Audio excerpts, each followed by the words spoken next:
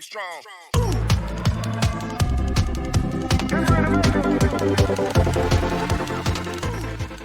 As the duel begins, the prince is shocked to see that Martha is overpowering Tars, who's actually the bigger and seemingly stronger knight in training.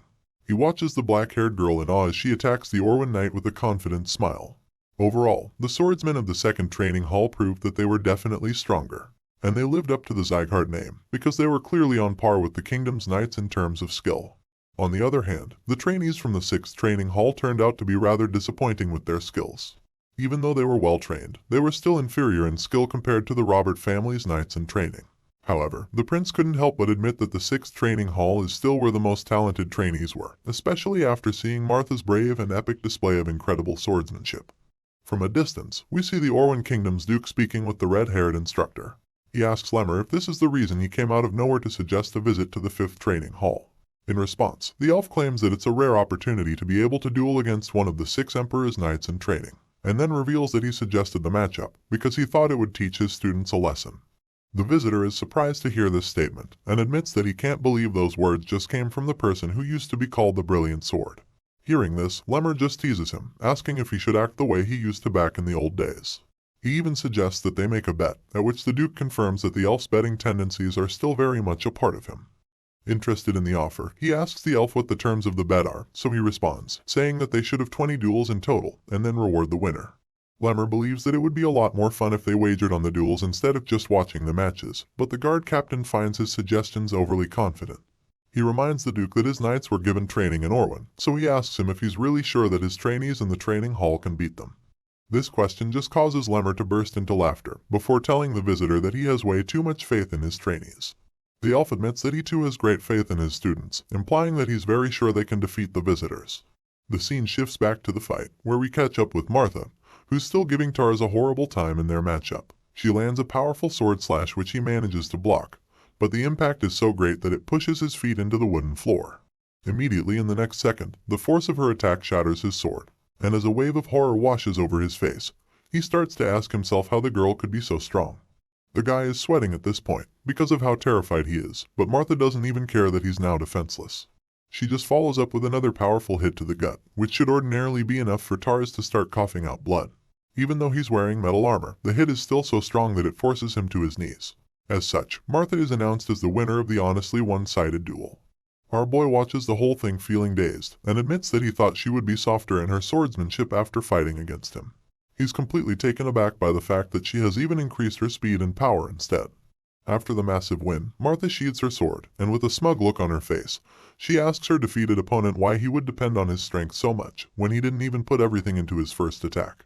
This dark-haired girl with no chills even calls him an idiot for making that costly mistake against her. Seeing her confidence and increased strength, Leon admits that he finds it pretty amusing. But Wrath instantly chimes in claiming that there's nothing amusing about watching these little ants fight. The grumpy blue creature claims that all the duels are even boring to him, but our blonde hero just responds, reminding him that not all ants are young. Wrath just scoffs when he hears this, and begins to brag about his exploits back when he was in the demon realm. He claims that back then it was more entertaining to him when he pitched younger demons to fight against each other. However, before he can finish bragging, Leon just smashed him back into vanishing. Our boy is having fun, so he just wants the blue guy to shut it for now. Not long after that, we see that it's time for the next duel between the trainees and the visitors from the Orwan Kingdom. It's the 18th match, and this time, it's between Lunan and another knight in training, named Idalia. Once the announcement is made, Leon prompts Lunan to step forward for her fight, and the white-haired lady timidly walks her way into the arena. Standing face to face with her opponent, we see that the redhead appears to be a lot more confident in the fight. Idalia sees Lunan coming to meet her, and tells her that she doesn't like the spaced-out look in her eyes. Apparently, it annoys her, so her confident demeanor quickly changes into an angry mood as she activates her powers. Huge flames appear all around the redhead, and when Lunan sees this, she quickly retorts that she doesn't like fire either, especially since she has the power of ice. The white-haired knight in training grips her sword tightly, and activates her own power as well, which causes cold icy chills to fill the air and surround her. Even though it doesn't show on her face, Lunan immediately assumes a more confident stance in preparation for the duel. And the next thing we see is the two girls clashing swords. Idalia seems to be more ferocious in her attack, while Lunan tries her best to remain focused. As the fight goes on, a huge cloud of steam erupts, and the other trainees just watch anxiously, not sure what's going on. Inside the smoke and mist, the redhead seems to be lost as she can no longer find her opponent, and while she's still standing confused, Lunan sneaks up behind her from within the dust and fog. Idalia instantly senses the sword attack coming from behind her, so she quickly turns around to land a powerful slash of her own. Unfortunately, she misses the shot, and Lunan disappears into the dust once again. At this point, the redhead is even more perplexed, but then she quickly concludes that it must have been an illusion. She's still trying to process the entire thing when the white-haired knight in training sends chills down her spine by placing the cold edge of her sword on the visitor's neck. Idalia is bewildered by this sudden turn of events, and as she stands in that vulnerable position, Lunan is declared the winner of the 18th match. After the announcement, the calculative knight in training starts walking away, so Idalia calls out to her, admitting that it was a good fight even though she lost. But she suddenly stops talking when she sees that Lunan isn't even listening to her. The winner walks straight to Leon to ask him if he watched her fight, like a student seeking for validation. Thankfully, the blonde hero commends her for improving on her footwork and the victory overall. Even though Leon tells her she did a good job, she doesn't seem to be proud of herself. She just sits on the floor like she's the one who lost, and our boy is pretty confused by this.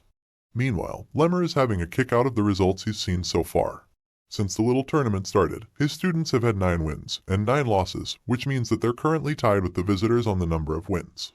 So, he jokes about it, suggesting that things are getting pretty heated for the two sides.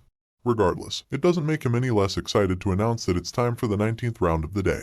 This time, Burin is called up to face off against the next opponent from Orwin, Saren.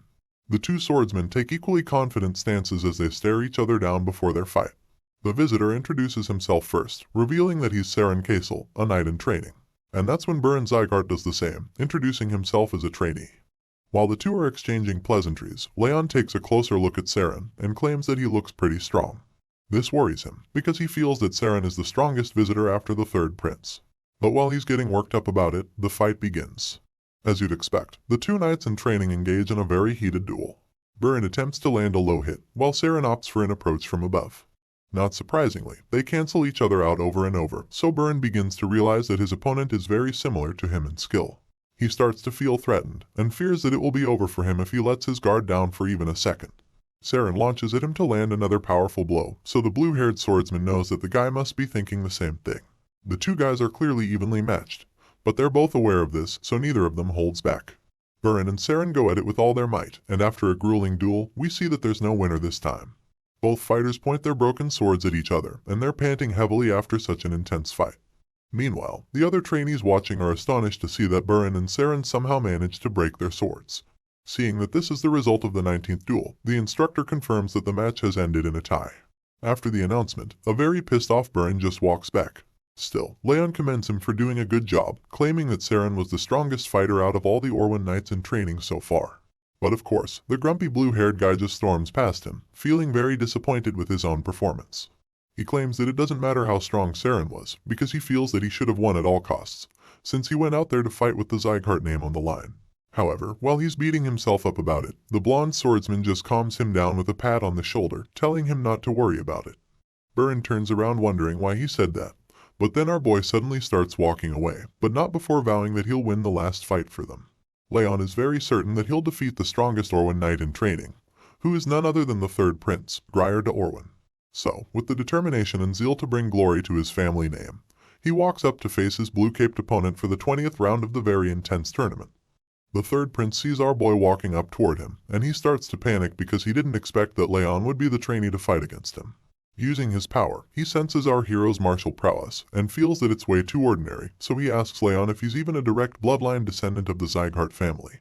In response, the hero just bluntly reveals that he isn't, so Grier de Orwin scoffs, because he didn't expect to fight an obvious duel. From the tone of this voice, and the look on his face, you can tell that he's underestimating our boy. This snobby prince even claims that he'd prefer to fight someone between Burin, Lunan, and Martha than enter a meaningless duel with Leon. He then calls out to Instructor Lemmer and claims that he has a suggestion for the fight. The red-haired elf asks Grier what he has in mind, so he points to Lunan and Martha, claiming that he doesn't think they're even tired after their own duels. So, he asks the elf if he can fight them after beating Leon. I swear, this guy is overconfident for no reason. After hearing this very bold idea, Lemmer gleefully accepts the proposal, reminding the prince that it's only going to happen if he defeats his current opponent. With the instructor's approval, Grier asks that the girls start getting ready for him right away, because he thinks his fight will be over too quickly. This dude is so confident that he's going to win, that he even decides he won't use his aura against Leon, feeling that he wants to save his power for the girls. After making this decision, he unsheathes his sword, probably thinking that he's just going to casually defeat our boy in a few seconds. Leon hears everything the third prince says, but he doesn't even respond to his insults. Instead, he chooses to do the talking with his sword, so he unsheathes his blade as well. Just as the fight is about to begin, Duke Tartan arrives at the scene, and is horrified when he sees Leon. He asks the instructor who the blonde monster is, and comments that he didn't even notice him before because of his inconspicuous presence. However, now that he sees him, he feels very disturbed by him. Lemmer just responds by saying that the Duke isn't so blind after all, and asks him why he didn't warn the third prince if he knew about Leon's strength. Tartan realizes that Grier thinks the blonde swordsman isn't skilled, and even though he would one day grow up to be the future of the Orwen kingdom, this blue-eyed prince still doesn't know the meaning of defeat. The Duke confesses that he felt it would be a good idea for the prince to learn what it feels like to lose in a safe environment. Regardless, he still feels that Grier is insanely strong, and he's confident that even the genius swordsman won't win against him. Lemmer hears this and finds it amusing, so he just smiles once again, telling Tartan that he doesn't agree. Seeing that they're not on the same page about who would win this insanely hyped duel, the elf suggests that they make another bet. The Duke is taken aback by this and asks Lemmer if he loves to gamble that much. However, the red-haired instructor assures him that it would be a simple bet on a few drinks, so Tartan agrees with him and asks what they're betting on. In response, Lemmer just raises his hand, showing 5 fingers before making a very bold statement, claiming that Leon will end the third prince in just 5 attacks. At this point, it appears that the instructor is even more confident than Grier, who thinks he'll take our boy out very quickly. The fight starts strong, and the red-eyed swordsman charges at the prince with a powerful sword attack. The prince is taken by surprise with this, and his eyes widen in horror as he sees the person he underestimated, lunging at him with a fire tornado at his back. Even the Duke is stunned by this instant attack from Leon, but before he or his champion can even think of a counterattack, the genius swordsman lands his first blow. With great force, speed, and precision, our boy hits Grier in his side, leaving him stunned for a while. The impact is so much that the prince even starts coughing blood, while wincing in pain before falling to his knees as if he's already lost. Seeing this, Leon assumes that the prince is already down, so he concludes that the fight is over and starts to cover his blade back. While he's doing that, Lemmer starts laughing again, feeling that he overestimated the prince by thinking 5 attacks would be needed to knock him down. On the other hand, Duke Tartan just watches the whole thing with shock laced all over his face. The guy can't believe his eyes, and while he remains stunned, the prince starts to reflect on his earlier thinking. He admits that he judged incorrectly, and finally starts to realize that Leon was the last fighter for a reason. Well, of course, it's because he's the real deal, and Grier finally understands this as well. Meanwhile, the Duke tries to start an argument. Tartan finds it hard to believe that Leon is just a trainee, because, in his eyes, the blonde kid already has the footwork and swordsmanship of a trained knight. But Lemmer doesn't give him any room to continue, explaining that it's the exact reason he said that Leon would win. With the way things are looking, the instructor feels that his student has brought home the win already, so he tells the Duke that he'll make reservations at a nice and fancy place where they can have some drinks. But before he can finish talking, Grier interrupts him. The injured prince tells Leon to stop when he tries to walk away. It turns out that he's not done fighting yet, and even when others try to explain that the fight is already over, he insists that he hasn't even shown his real skills. The third prince claims that the fight would have been very different if he had used his real powers at the start of the fight. And while he's being a sore loser, Martha cuts him off, insinuating that he's just a barking dog. She mocks Grier for refusing to admit his defeat, and being so whiny when he's supposed to be a prince. She also uses the opportunity to take a jab at Byrne, who's still brooding on the sidelines after his tie against Saren. The prince is shocked to hear her talk to him like that, and he's evidently ashamed of himself. But before he can say another word, Martha just continues talking, and informs him that she's actually trying her best to be nice to him at the moment.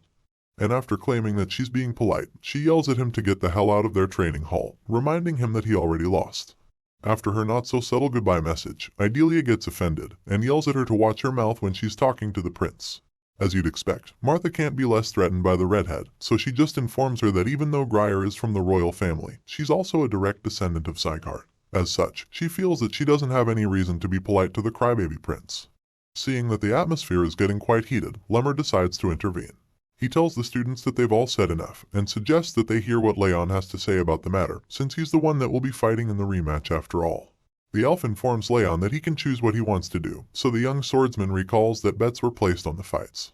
He also confirms that all the duels are over, which means that there is no reason to fight anymore.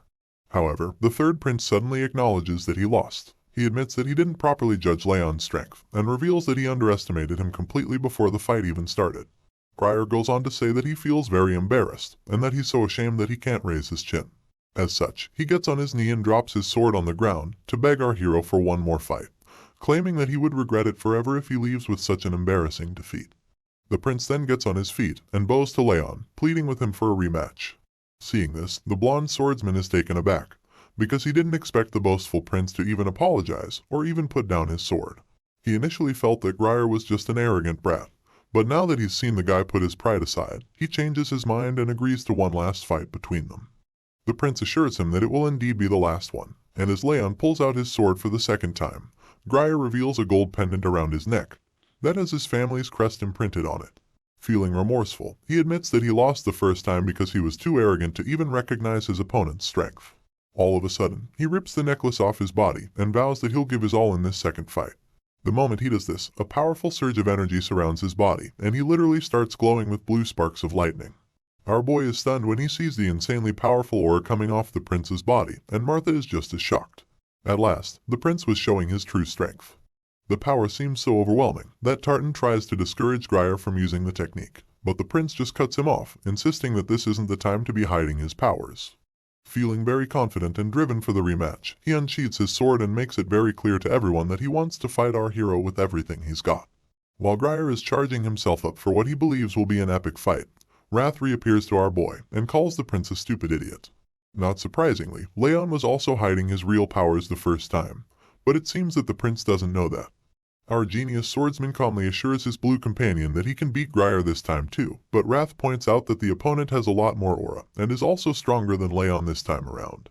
Still, feeling confident that he can take the prince out 2 times in a row, Leon asks Wrath if he's willing to make a bet on it. And of course, the hot-headed blue creature accepts the deal. With the both of them on the same page, a blue window appears, revealing the terms of their little wager. Wrath bets that if Leon can win against the third prince of the Orwan Kingdom, then all of his stats will be increased by 4 points. On the other hand, if our boy fails to defeat Grier, Rage Emotion will increase by a whopping 10 points, which means the blue fellow will have a lot more power in Leon's body. The genius swordsman accepts the conditions, and takes a very strong battle stance to activate his aura, waiting for the prince to make his first move. Seeing this, Grier, who already has a point to prove, reveals that he'll start first. So without even wasting another second, he charges at the hero with his powerful aura engulfing him and his sword. The prince leaps into the air to land a powerful attack from above. But as you'd expect, Leon is up to the task, so he delivers a counterattack immediately. The 2 fighters clash swords in a heated aura-infused duel, which causes a huge blast that leaves everyone watching completely astonished. Inside the fight, Grier starts to panic, because even though he's giving everything he's got, Leon doesn't even seem to be affected by it. This makes him wonder if the red-eyed swordsman should even be called a genius, because he feels he's more like a monster. Desperate to win this rematch, the third prince decides to finally use all of the power he's been keeping aside. His sword starts to glow even brighter this time, and when Leon sees this, he concludes that Grier must be using the Pier's sword technique, which is only passed down to the successors of the Orwan Kingdom. Looking at the opponent's energy, it's easy to guess that he's planning to end the duel in a single strike. So of course, our hero braces himself and tells Grier to come at him with everything he's got, while also taking a stance to counter the attack. The prince sees that Leon knows what he's planning to do, so he reveals that he's putting everything on the line with his next move, and then tells the genius swordsman that he should get ready for impact. Looks like an epic clash is about to go down, but the latest chapter unfortunately ends here, leaving us again with an awkward cliffhanger. I'm quite sure that Leon would come out on top in the end, but I'm curious to know how the prince will react to his second defeat in a row. More importantly, how will the patriarch reevaluate his child's worth when he comes to hear about this news?